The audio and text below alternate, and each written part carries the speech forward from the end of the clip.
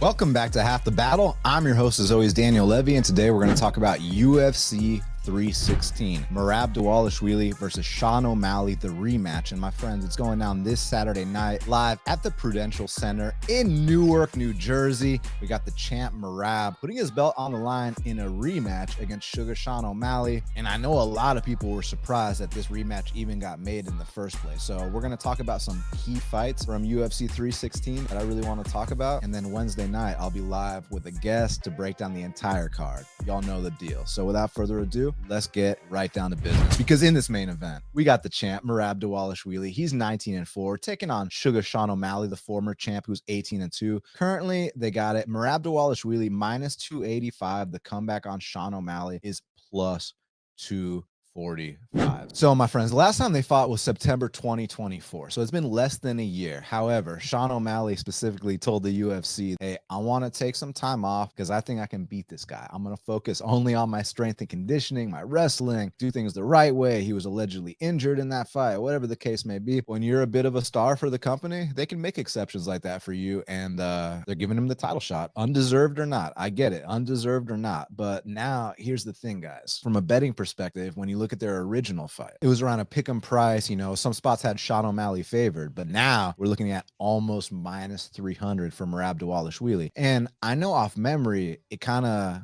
was like a domination for Merab. Two of the judges actually had it 48-47 for Merab, meaning that they thought he only won 3-2. So if that's the case, if we're getting a 3-2 type fight again, there might be some value on the dog here at plus 245, because we know that no two fights ever play out alike. That being said, historically speaking, the guy who won the first championship fight tends to win the rematch too. And it's a very rare occurrence for an ex-champion to become a new champion again. Like, that rarely happens. I mean, don't get me wrong. From time to time, you'll see a Volk, you'll see a Valentina Shevchenko. And like I said, there's been some examples here and there, but for the most part, that rarely happens. So I'm very curious what changes Sean O'Malley can make here. But the thing about it is, you play this fight out 100 different times, and you're probably going to see a different outcome each time. And there will be some spots where Sean O'Malley wins the fight. And when you have a near plus 250 betting line, then you have to bring up stuff like, oh, look, Merab got rocked against Marlon Moraes early in that fight,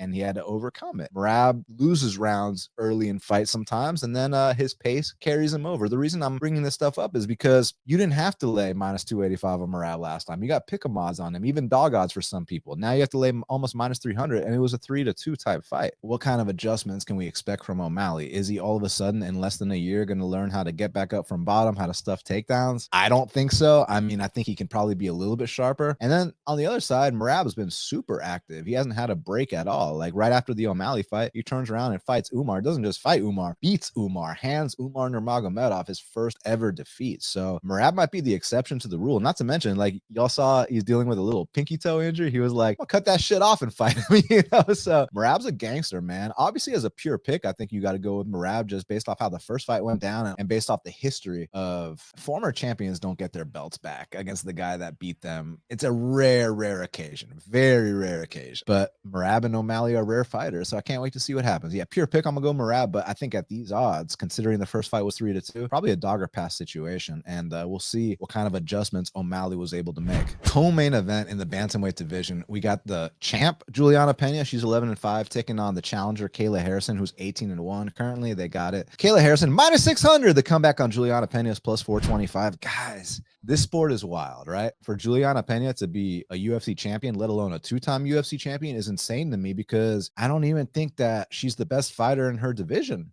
And I know that sounds very disrespectful for me to say that the champion is not the best fighter in her division, but let's examine her two title wins, man. So obviously, when you beat Amanda Nunes, you can't downplay that. Amanda Nunes is the greatest of all time. Julianna Pena got a victory over her, but that was proven to be a complete fluke, guys. I mean, you go back and you watch the rematch, and it was one of the most pillar-to-post ass whoopings I've ever seen in all my years watching this sport, and it literally proved that the first fight was a fluke. I mean, the rematch was so one-sided that people weren't even calling for a trilogy. So I think we know who the better fighter was there. And then as far as Julianna beating Raquel, did y'all think she really beat Raquel?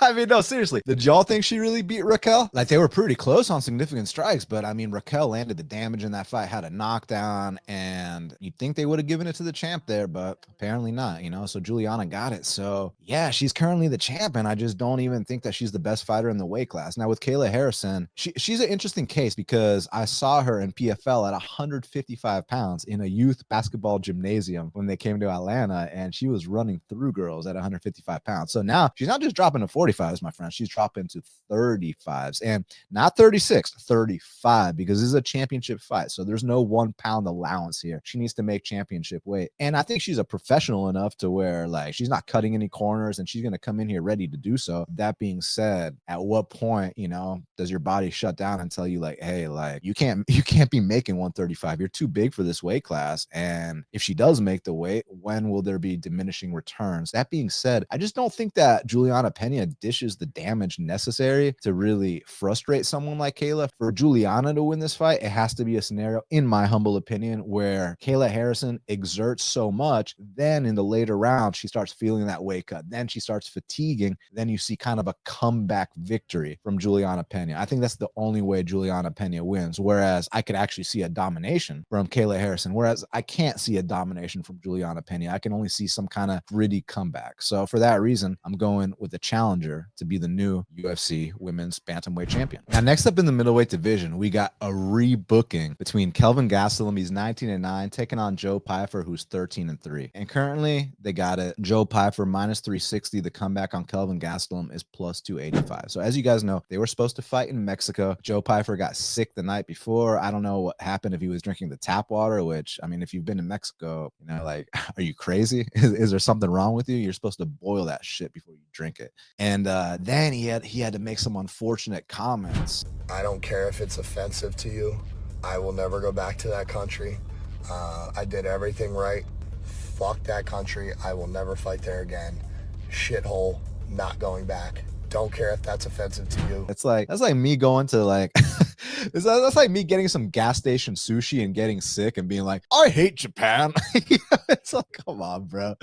So the guy clearly ain't the brightest, but that being said, he's a big middleweight. He's physical, he hits hard, and he's one of the top prospects that's currently unranked in the middleweight division, and he's catching Kelvin Gastelum at an incredible time. Listen, Kelvin Gastelum is a super talented fighter, but he's in the wrong weight class, and he's been in the wrong weight class for years. You know, currently he's fighting at 185 pounds. The guy's 5'9". Like I said, he loves to eat those tacos, and 170 is his real home. He just can't make 170 because he can't put down the tacos. And I don't blame him, man. You guys know how good them El Pastor tacos are. Like, come on, dog. I ain't trying to put them down either. So I don't blame Kelvin Gastelum. You're getting 6 figures at 185 pounds. You can eat your tacos and fight. And I mean, even in fights he loses, he does pretty competitive. You know, he competes well. So yeah, I just think that the size and the physicality of Joe Pyfer are going to be the difference in this fight. I think that when Kelvin does get hit by Joe Pyfer, even though Kelvin has a historically insane chin, I think it's going to be a little bit different, his reactions here. I think it's going to be like, oh wow, like, hey, this is 2025. You can't be a 5'9", you know, fat middleweight anymore, man. You got to fight in your proper weight class. And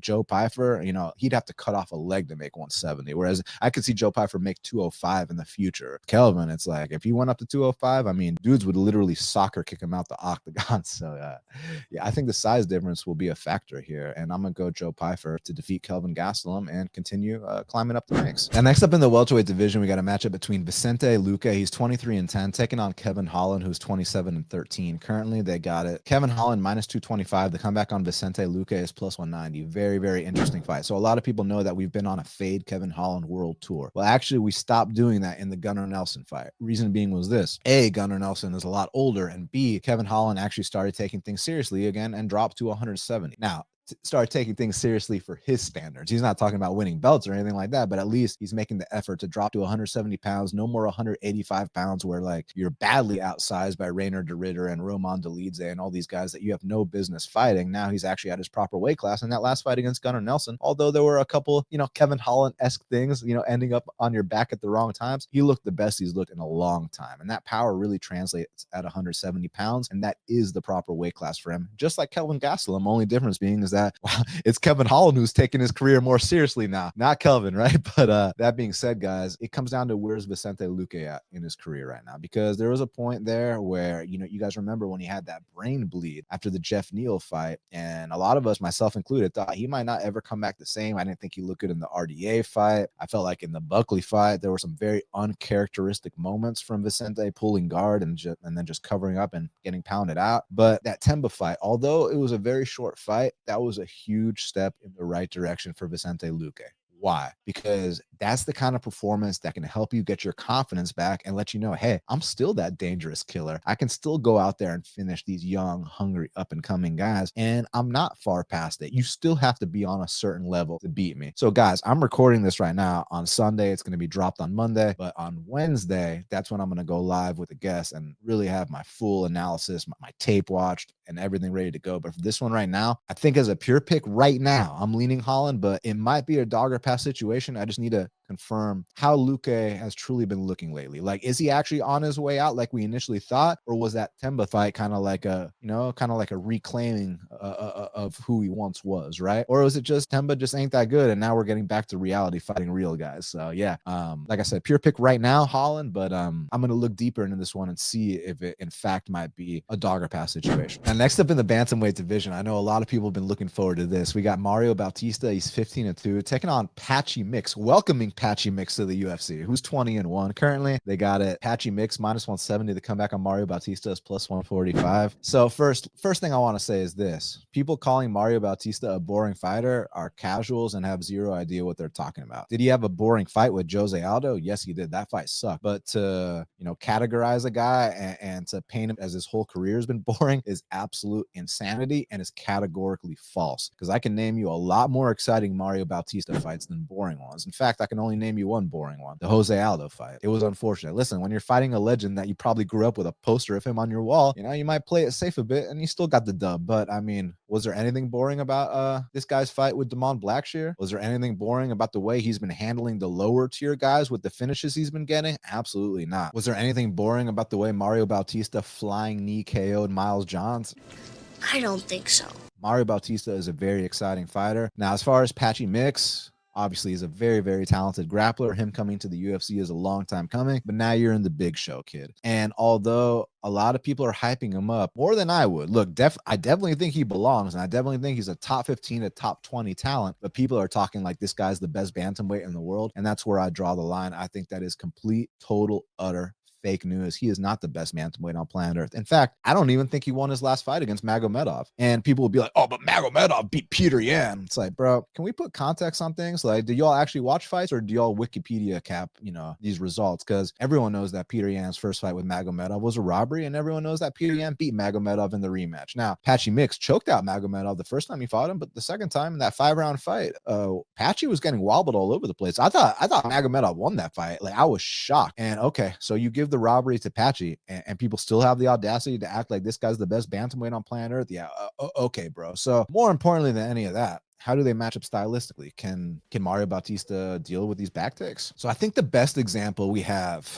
is the Damon Blackshear fight, right? That's probably the closest stylistic opponent to Patchy Mix that Mario Bautista has fought, and it was a close fight. He won 2-1, you know, and if you're betting on a +145 to +150 dog, hey, go win a 29-28, kid. I'm totally cool with it. But there were situations in that fight that apply here, right? Damon Blackshear had 4 takedowns in round 1. So what does that mean that he had 4 takedowns in round 1? That means that Mario Bautista got back up 4 times and he survived all the bad spots. Like, I don't think there's like a jiu-jitsu issue from Mario Bautista. I don't think there's any issue. I think this guy's like a solid, well-rounded fighter, whereas I think Patchy Mix is a specialist. So if Patchy Mix can find a way to submit Mario, which seems kind of tough to do. I mean, Corey Sandhagen did it in Mario's debut on short notice long ass time ago. Like, guys, we're talking pre-pandemic, okay? But since that point, this man has gone on a heater. Like, he's clearly proven. I think Mario Bautista is a top 10, top 15 guy. And Patchy, he's got to prove that to me. So I'm not going to be surprised if Patchy wins, because, you know, he is experienced enough. Like, he's coming in here with the requisite dues paid to fight someone like Mario Bautista and to, you know, fight some of these top challenges. But again, Mario Bautista ain't no slouch. Mario Bautista ain't one of these guys you've been fighting in PFL, you know? So yeah, as of right now, I'm actually going to go with Mario Bautista for the upset to nullify and stifle Patchy Mix and frustrate him badly. And next up in the flyweight division, we got a matchup between Bruno Bulldog Silva. He's 14-6, taking on Joshua Van, who's 13-2 currently. They got it. Josh Van minus 500. The comeback on Bruno Bulldog is plus 375. I love this fight. Listen, Josh Van, this kid is a stud. This kid might be a future top 5 guy. There's a lot of qualities about him I really, really like. First of all, his willingness to fight and just bite down and get into that pocket. You know, like when he first came into the UFC, one of the big criticisms that people had for him was that he gets hit too much. And as a young guy, that might start to add up down the line. And, you know, eventually he might not have a chin anymore. But I feel like these last couple performances, man, have been such a step in the right direction. Like, he's cleaning things up. He's always been incredible with his output. He's got some Peter Yan-esque qualities about him, how he builds into the fight and his takedown defense, how athletic he is. He's got such a strong lower body. But these last 2 fights against Cody Durden, friend of the show, and Ray Saruya, those were much cleaner performances by Josh Van. You're starting to see that maturity in him now. And I think that this guy's headed straight to the top. Now, Bruno Bulldog Silva, all respect to him. You know, this guy hits super hard for flyweight. I've been watching this guy for years. He's a black belt in jiu-jitsu. He's nasty. If you're not quite on the level, he'll expose that. Even if you are on the level, like my boy Cody Durden was putting it on Bruno Silva. And one little lapse of judgment, you know, you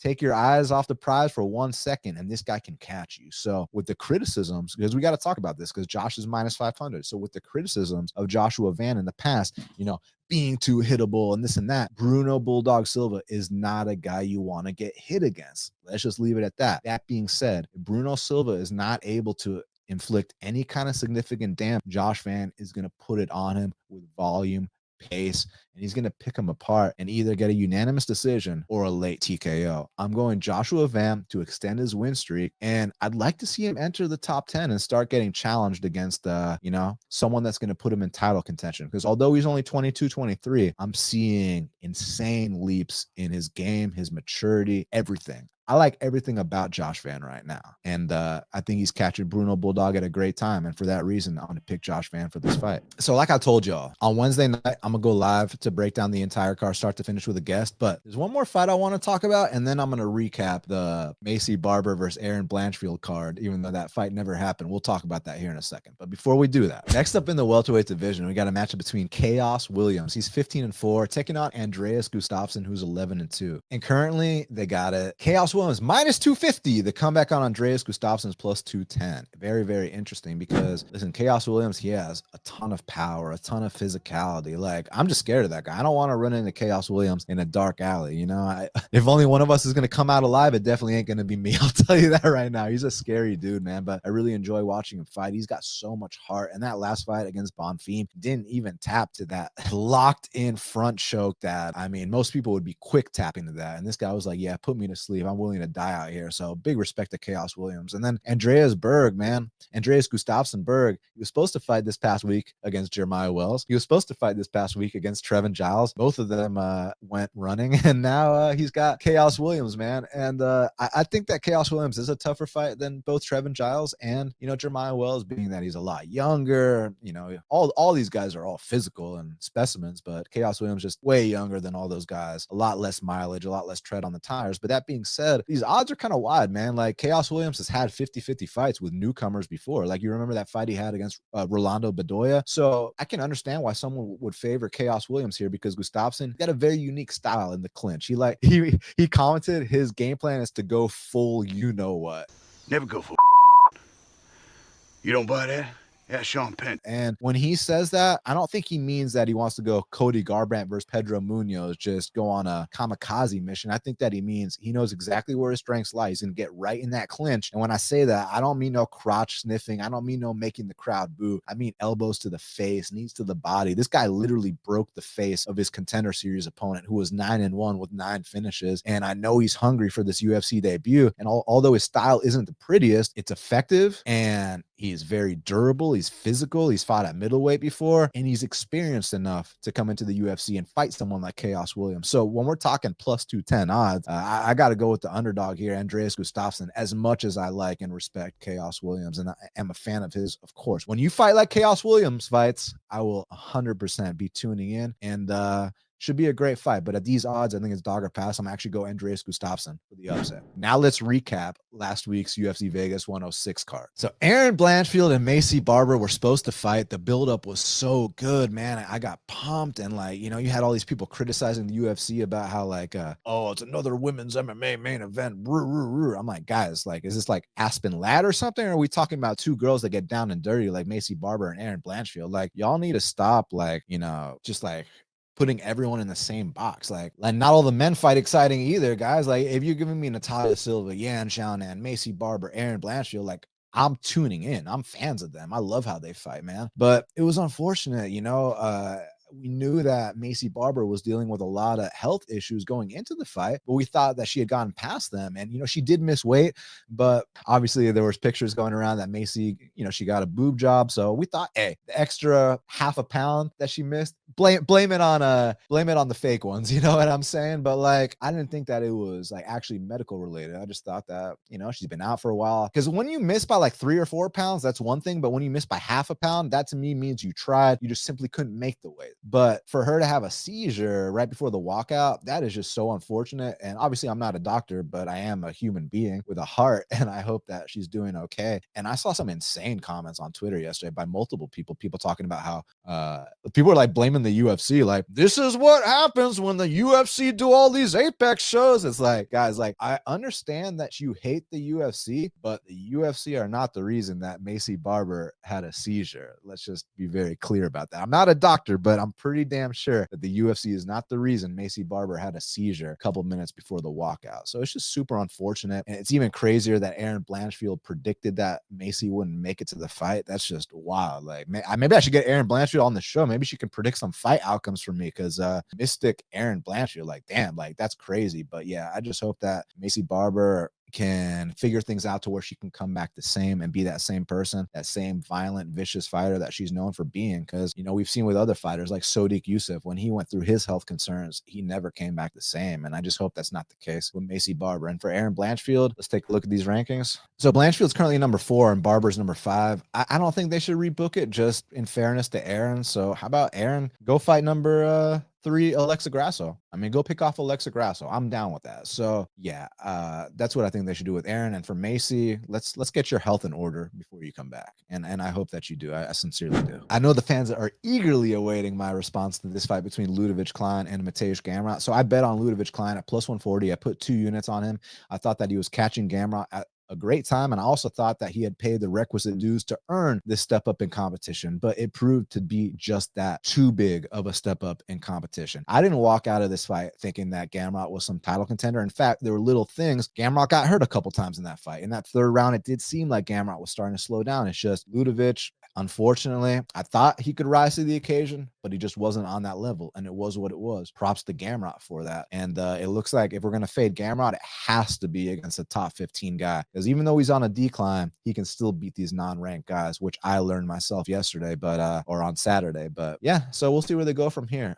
You know, even though it was like a frustrating fight to watch, I wasn't even that mad, man. I was just like, you know what, I just read it wrong. Whereas, like, I'll tell you a bet that I lost that actually pissed me off: Carlos Prates against Ian Gary. Reason being is because, like, he had the finish right there on a silver platter and didn't take it. That was really frustrating. That really pissed me off. Whereas here with Klein and Gamrot, I was just simply wrong. You know, that's just all there is to it. I was just simply wrong, and that'll happen from time to time. So I wasn't even mad. I was just kind of like, damn, like, I was just wrong. And we learn from it, we move on, and we try again next time, right? That's all it is there. Whereas, like, the Prates and Gary fight, like, legitimately pissed me off for a few days after. I think you guys understand why. But as far as Gamrot, who should we match him up with next? You know, it was very honorable of him to allow, you know, a non-ranked fighter like Klein to to get the opportunity to face him. I'm low-key curious how Paddy Pimblett would do against Gamrot, but I'm just not sure that that's the fight they'd be willing to do. I think Paddy Pimblett's probably going to fight like a Charles Oliveira or a Justin Gaethje. Justin Gaethje and Gamrot have never fought, but yeah, I don't know if that's a big enough name for Gaethje. So Gamrot's in an interesting spot. So you might have to test out another unranked prospect. So I'm curious, who are some unranked prospects like Ludovit, Klein at the time who've earned a step up in competition and could potentially challenge someone like Gamrot? Because right now the rankings are really interesting in the sense that a lot of guys are booked and Gamrot's fought a lot of the top 15. So there's some scarce options. So yeah, for that one, let's just see what Sean and Mick have in mind. And for Klein, back to the drawing board, kid. You know, like, you simply weren't ready last night. But the thing about it, guys, is Klein's still only 30 years old. So back to the drawing board, get some wins under your belt, and then challenge for another top 15 spot down the line. Because I still think he is that talented. Just unfortunately wasn't ready at the time. Is what it is. So Ramiz Brahimaj ran through Billy Ray Goff, and man, let me tell y'all something. Guillotine Nation, stand up, man. That, oh my god, that high elbow guillotine was so nasty, and it seemed like Goff survived the first one. Then his head got caught up right again, and we know that Ramiz is hell on wheels in that first round, and you can just see the maturity from Ramiz now. These last two fights, getting those first round finishes, and you see how much it means to him, especially with some of the performances he's had in the past. He got on the mic and really shared a heartfelt message for the matchmakers for not giving up on him and letting him stay here. So you got to feel happy for the guy. So yeah, as far as what's next for someone like Ramiz, you could put him in there with the winner of Khaos Williams and Andreas Gustafsson. You know, I think that's a suitable matchup, or rebook the Oban Elliott fight. So yeah, there's lots of ways you can go with Ramiz, and I'm very, very happy. Dustin Jacoby, man, he ran through Bruno Lopes like it was nothing. And again, that was another example of the levels. I know that Dustin Jacoby had some prior issues with some top-ranked guys, Mirzakhanov, Dom Reyes, Menafield, whatnot, but when he took a step down in competition against someone that's not close to the rankings, that's exactly how he treated him. Rocks him badly with the jab, swarms him, and gets the first round knockout. And hopefully they give Dustin Jacoby a little check under the table for his efforts, because that was beautiful to watch. So Ketlen Vieira dominated Maycee Chazon. I know a lot of people are going to blame it on the weight thing, you know, because there was a big debacle where Maycee Chazon came in at 35s, and then she was informed that Ketlen Vieira was being hospitalized and the fight was being moved up to 145 pounds. So hospitalized on one hand doesn't sound good, but on the other hand means she's probably getting pumped with IVs. So there was a clear size advantage there, and she definitely won based off that. But like, Maycee Chazon can't just sit here and blame Ketlen for that, because like, Maycee Chazon made zero efforts to get back up from bottom. It's almost like she accepted the fact that this girl was bigger than her, and it seemed like she was more like concentrated on the post she was going to make on Facebook or Instagram after than actually trying to fight in the fight, because she did not try to get back up from bottom. She had zero urgency whatsoever. And a similar example of this happened recently between Aldo and Zahabi. Aldo also comes out of the same gym as Ketlen Vieira, Nova Uniao, and he was supposed to fight Zahabi at 135 pounds. Zahabi makes 135, then Aldo lets them know that, hey, I can't make it, let's move this up to 45s. That backfired. Zahabi ends up winning the fight. So although Aldo and Ketlen did similar techniques, as we see, it doesn't always work, right? And I put a lot of the blame on Maycee Chazon for just not having any urgency or fight IQ whatsoever. So yeah, we'll see where they match them up next. So Zach Reese and Dusko Todorovic went all 3 rounds. Now that right there is surprising, because I know people were hammering those unders based off the history of these two. The thing about it is, oftentimes when you get two guys coming off vicious knockout losses, they might be a bit more hesitant and gun shy, and maybe even a little bit more defensively responsible than usual. But what I think happened here was that Dusko went too hard for the guillotines earlier in the fight. Now, that might sound hypocritical to a lot of people to hear me say that. However, if you're not a guillotine guy, don't be trying to sell out for a guillotine. Leave that to the guillotine guys, okay? What Dusko is known for is his ground and pound. So when he took down Zach Reese, I'm waiting for Dusko to start, you know, posturing up and, you know, landing that ground and pound from the heavens, which is like his best skills in fighting. Like, all of Dusko's UFC wins are ground and pound finishes. So I'm thinking, he takes down Zach Reese. Hey, here's your chance. Start letting your hands go. And he's just relentlessly attacking the guillotine to the point where, like, even when Zach had clearly defended it and it was not there, like, Dusko's still like squeezing and like gassing his arms out. And then Dusko lost the second and third round, got picked apart. It was clear 29-28 Zach Reese. I'm shocked people were saying that was a robbery. That was no robbery. Dusko only won the first round, and he gassed himself out trying to go for those guillotines, which you are not a guillotine specialist. You are a ground and pound specialist. Very, very unfortunate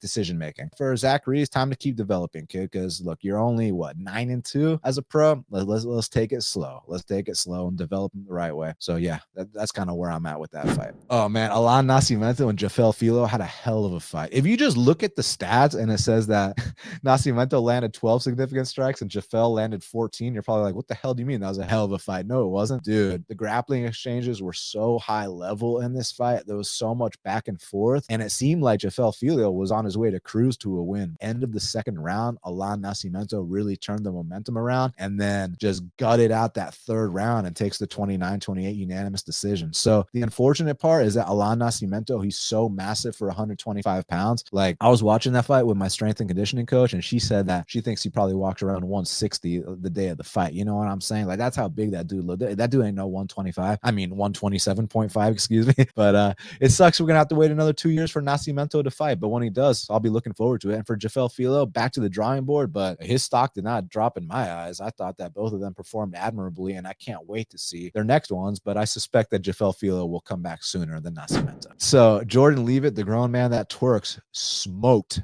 Kurt Holloway. It wasn't even a fight, man. It was one submission attempt, and the fight was over shortly after. And it was a disgusting anaconda choke. My boy Bisbing was saying it was either Bisbing or DC saying it was a Darce. That was not a Darce. It was an anaconda choke. Let me tell you all the difference between a Darce and an anaconda choke. If the entry point is in the head and the connection point is at the arm, that's an anaconda choke. If the entry point is through the arm and the connection point is at the head, that's a Darce choke. This was an anaconda choke, very beautifully done by Jordan Leavitt. And I know we gave him a little heat for certain things, you know, being a grown man that twerks and whatnot, but I'm not going to front, man. I felt really happy for the guy yesterday, and it was hilarious how DC was telling him, hey, do you got a celebration for us? Do you got a celebration for us? And he starts doing the worm. Dude, I was dying laughing. So, yeah, Leavitt seems like a really good guy. Like, you know, listen, we're guys. We do locker room talk. We'll give him a little shit for the twerking and stuff, but, like, I've never given him shit. I never said he was a bad person or anything like that. It was never nothing like that. It was fun and games. But there was nothing fun and games about that anaconda choke he hit on Kurt Holloway. He put him to sleep. So great job by Leavitt. Let's see how they match him up next. So Balaji Oki and Michael Aswell had an absolute war. And in that first round, it seemed like the plus 500 underdog Aswell might actually come out here and get the win. But Balaji Oki showed that seasoning. I mean, not too much seasoning, but more seasoning than Aswell, more UFC experience, and definitely won the second and third rounds, 29-28 Balaji Oki. And let's rebook one of these Balaji Oki fights that we've been trying to see, man. Like, he was supposed to fight Markel Medeiros. He was supposed to fight Al Selwadi. Like, let's get one of those fights rebooked. You know what I mean? And last but not least, Alice Ardelian beat Rayan Dos Santos via thick margins. You know what I'm saying? Hey, that fight was a war, man. They gave him fight of the night. They went out there, landed a ton of significant strikes. They stood toe to toe for 3 straight rounds, and you gotta feel happy for Alice Ardelian. You know, she had 2 wars in her two first UFC fights, didn't get the win. This time she did. You could see how much it meant to her. So I'm very, very happy for Alice Ardelian. Well, my friends, we did it. It's going on this Saturday night live at the Prudential Center in Newark, New Jersey. So like I said, I'm going to be back this Wednesday to break down the entire card live at 7 p.m. Eastern time with a guest. Let me know what guests y'all want me to have. Listen, normally, I don't tell y'all who I'm thinking about, but I'll tell y'all who I'm thinking. So what would y'all prefer? Because the bantamweight title is on the line, A, but B, it's in Newark, New Jersey. So do you guys prefer for me to break down this fight with the bantamweight title on the line with the best bantamweight prospect in the sport? Y'all know who I'm talking about, Malcolm Wellmaker? Or do y'all want me to hit up my my New Jersey boys, Andrew Gombis and John Stargarian, and break it down with them? Y'all let me know what y'all prefer. And I really, really appreciate it. Thank you for all the love. Y'all know where to follow me. Best Fight Picks on Twitter, Half the Battle Pod on Instagram, Half the Battle Podcast on TikTok. Smash that like, hit the subscribe, leave me a comment. And until the next time, let's cash these bets.